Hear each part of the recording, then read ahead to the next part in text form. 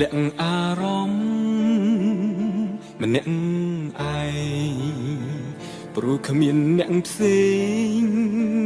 ណាយល់ច្បាស់គេមិនមែនយើងជួបរឿងអ្វីខ្លាំងខ្លួនយើងនេះអ្នកដឹងឮខ្ញុំលាក់អារម្មណ៍ខំទេរូបខ្ញុំស្រាប់តែខ្លាចមេឃភ្លឺទីស្គងងឹតស្រែកក៏ស្រែកមិនឮមានជំងឺខ្លាចអ៊ូអត្រូវ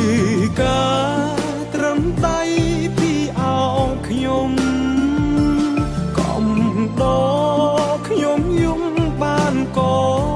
ល្អមិនបាច់សួរនាំត្រឹមនៅកំដរចង់ស្រែកខ្លាំងខ្លាំងណាស់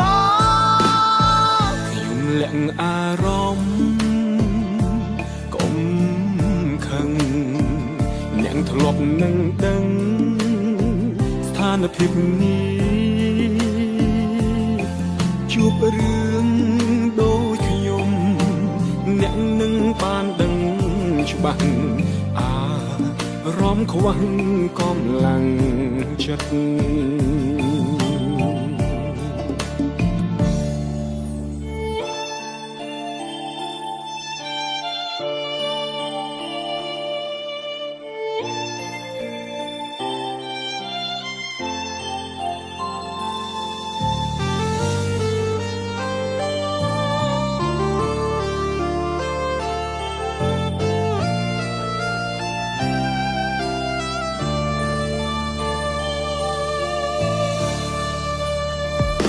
លាក់អារម្មណ៍ខំទេរូបខ្ញុំស្រាប់តែខ្លាចមេឃភ្លឺទីស្គងងឹតស្រែកក៏ស្រែកមិនឮមានជំងឺខ្លាំង